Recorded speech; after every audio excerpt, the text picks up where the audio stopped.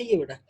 अच्छा, जो इसकी मेंटेनेंस और ऑपरेशन और मेंटेनेंस जो होती है डिफरेंट इंडस्ट्रीज की, वो एक दूसरे से कॉम्प्लिकेट होती है। सबसे ज्यादा कहा जाता है कि कॉम्प्लिकेट लीदर इंडस्ट्रीज है, क्योंकि लीदर के अंदर सबसे ज्यादा केमिकल्स को यूज किया जाता है, और लीदर में सबसे बड़ी बात है कंटामिनेशन के चांस बहुत ज्यादा होते हैं, क्योंकि वो एक तो स्किन होती है, ठीक है, स्किन के अंदर जो है सबसे ज्यादा बैक्टीरियल और फंगल जो है डिजीज वो एक्टिवेट हो जाते हैं, ठीक है।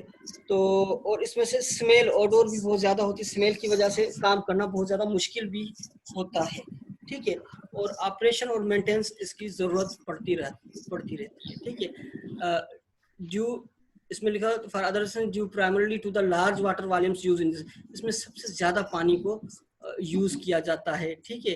डी वाटर्ड किया जाता है, बार बार पानी के प्रोसेस में से गुजारा जाता है, बार बार, क्योंकि अगर एक आप लोगों ने किसी केमिकल से इसको ट्रीटेड करवाया, दोबारा उसको वाटर से जो है उसको रिंस किया जाता है, तो डिफरेंट टाइम्स रिंस करने की वजह से वहां से बहुत ज्यादा जो है एफ्लुएंट जो है वो पास आउट होता है या डिस्चार्ज किया जाता है।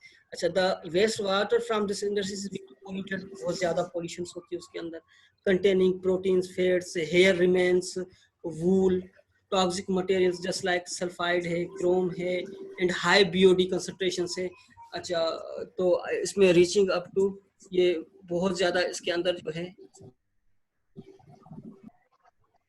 तकरीबन 7,900,000 मिलीग्राम पर लीटर इसमें जो है वो पाई जाती है बीओडी कंसंट्रेशन, यानी कि बहुत ज्यादा हाई लेवल पे पाई जाती है, thereby being more complicated to treat. तो इसीलिए इसको जो है बहुत ज्यादा कॉम्प्लिकेट होता है ट्रीटमेंट करने के लिए। तो इसके लिए क्या होता है, लीदर इंडस्ट्रियल के लिए प्राइमरी, सेकेंडरी, ट्रेशरी, फिर क्लेरिफायर, फिर इसके बाद क्लोरिनेशन की जाती है। तो लीदर इंडस्ट्री पाकिस्तान में है या नहीं है लीदर इंडस्ट्री?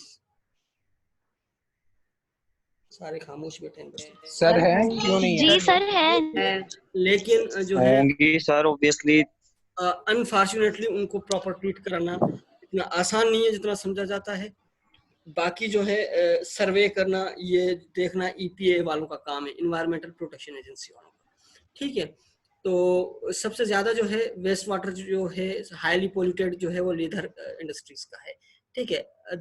दस treating leather industry affiliates require skilled technician, जाहिर बात है, हाई क्वालिफाइड स्किल्ड हो, एक्सपीरियंस्ड हो टेक्नीशियन की जरूरत पड़ती है to operate and maintain the required treatment technology. आपको पता है कि बहुत सारी चीजें जो होती हैं उनके जो इक्विपमेंट्स होते हैं या डिवाइसेस होती है, उनको भी जो है स्किल्ड टेक्नीशियन चाहिए जो उनको चला सकें, जो उन पे काम कर सकें, ठीक है। आगे चलते हैं। अच्छा, इन all cases it is noted that as an indication of proper operation and maintenance the treated industrial drainage water must be comply। अच्छा, क्योंकि जो वाटर रिलीज हो रहा होता है वो पब्लिक सेवर नेटवर्क होता है, ठीक है।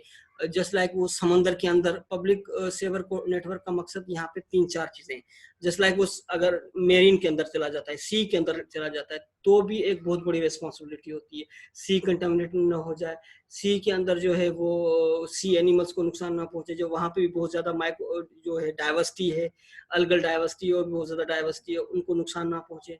और फिश इंडस्ट्री हमारी बहुत बड़ी इंडस्ट्री है, उनको भी नुकसान ना पहुंचे। जी हमजा इब्राहिम। सर ये गलती से बार बार हो जाता है, पता नहीं क्यों। जी, तो ये तमाम जो है इंडस्ट्रीज के अंदर जो है ना पब्लिक इंडस्ट्रीज है। अच्छा, कुछ कंट्रीज के अंदर जो है ये वाटर आर्टिफिशियल लेक्स के अंदर छोड़ा जाता है, आर्टिफिशियल लेक के अंदर, क्योंकि वहाँ पे लोग भी आते हैं, सैर व तफरी के लिए भी आते हैं, वहाँ पे फिशिंग भी की जाती है। ये ट्रीटेड वाटर बाज़-औक़ात जो है वो रिलीज किया जाता है, एनवायरनमेंट में ही रिलीज किया जाता है, ठीक है।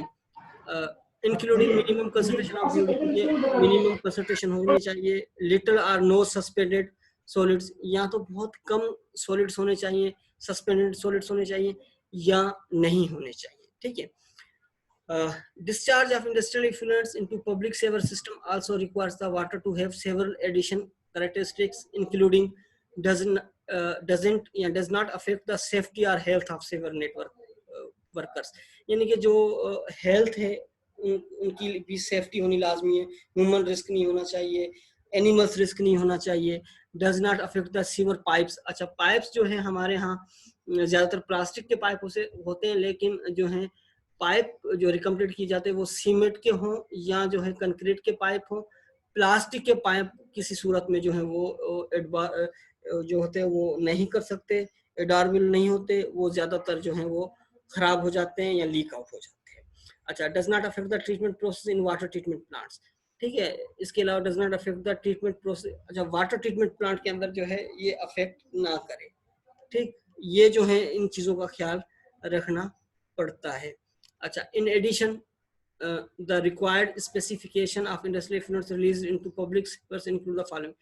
अच्छा, ये जो रिकमेंडेशंस हैं, इन रिकमेंडेशन पे लाजमी देखा जाता है कि अब वाटर जो रिलीज होने जा रहा है तो उसके अंदर क्या हो, BOD concentration not exceeding approximately 20 milligram per litre. BOD जो कंसंट्रेशन है वो ज्यादा ज्यादा 20 मिलीग्राम हो, इससे ज्यादा वाटर के अंदर जो है ग्रीस, ऑयल या इस तरह की कंसंट्रेशन ना हो, जो ऑक्सीजन के अंदर जो है वो रुकावट ना हो।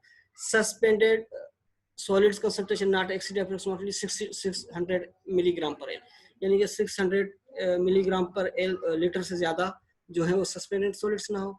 No release of grease, grease किसी हालत में जो है वो रिलीज नहीं करना चाहिए। ऑयल और नाइट्रोजन कंपाउंड्स जो है पब्लिक सेक्टर के अंदर बिल्कुल उनको जो है वो ना नहीं करना चाहिए, इस तरह के कंपाउंड्स को रिलीज ना करना चाहिए due to their impacts on the treatment process, क्योंकि इसके बहुत ज्यादा इम्पैक्ट्स होते हैं। अच्छा, नो रिलीज ऑफ एक्सप्लोजिव और टॉक्सिक मटेरियल, और इसके अलावा एक्सप्लोजिव मटेरियल या टॉक्सिक मटेरियल को भी रिलीज नहीं करना चाहिए। ठीक है, इनके भी जो है इंसान की सेहत, हेल्थ पे बहुत ज्यादा असर है। ठीक है, sulphate concentrate should be less than 100 milligram per litre and the pH value should be between 6 to 10। ठीक है, ये 6-10 नहीं है, 6 to 10 होनी चाहिए पीएच वैल्यू। ठीक है, to protect the sewer pipes, ताकि पाइप की जो है वो लाइफ को वो बढ़ाया जा सके। ठीक है बेटा, I think it is completed. हाँ, ये कंप्लीट हो गया, और इंशाल्लाह ये जो है इस स्लाइड्स का मैं जो है आपको लिंक भेज दूंगा। आज आपका कंप्लीट हुआ है, कौन कौन सा टॉपिक आप लोग कंप्लीट हो गया, आपका जो है ये इंडस्ट्रियल इफ्लुएंट्स कंप्लीट हो गया, और आप लोगों का जो है डोमेस्टिक वेस्ट वाटर कंप्लीट हो गया ट्रीटमेंट के साथ। अब जो है इनकी जो है मैं आप लोगों को आज भेज दूंगा। ठीक है, ईमेल कर दूंगा और इसका जो है आपको लिंक भेज दूंगा। ठीक है बेटा, any questions you want to ask me? कोई इस तरह का क्वेश्चन, कोई इस तरह का? No sir. No sir. जी बेटा। सर असाइनमेंट का आपने कहा था अभी इसी वीक में बता देंगे, नेक्स्ट वीक से आपकी क्लास है। आज ही मुझे, जी बेटा, आज लास्ट क्लास में आज बता दूंगा। मेरे पास आप लोगों के शायद सबके नंबर हैं, मैं बता दूंगा, कोई मसला नहीं है। आप लोगों में से जो है आपका जो सीआर वो तो मेरे ख्याल में आउट ऑफ कांटेक्ट है, पता नहीं वो नहीं सर, अब आ गया हूँ। अच्छा, आ गए, कहीं पे कराची के अंदर है या बाहर है? नहीं सर, कराची से बाहर हूँ, लेकिन आप सिग्नल में नेटवर्क एक्सेस में है नेट आपके, सही है। ठीक है बेटा, तो मैं आप लोगों को जो है वो आज कंफर्म कर दूंगा क्या देना है आपको, क्या करना है, क्या आप लोगों के पास असाइनमेंट है।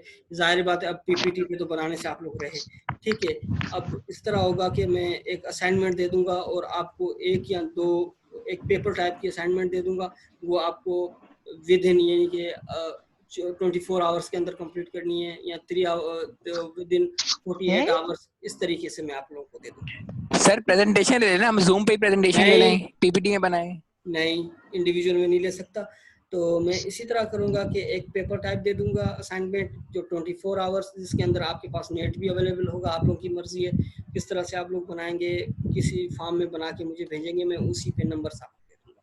यानी कि एक में पेपर जो है वो आप लोगों को सेंड कर दूंगा। जस्ट लाइक आज मैंने दिया 4:30 बजे, कल 4:30 बजे तक मुझे आप लोग ईमेल, व्हाट्सएप पे जिस तरह भी आप लोगों के पास अवेलेबिलिटी है आप लोग भेज दें। तो मैं ये सर जो है इतना कम टाइम?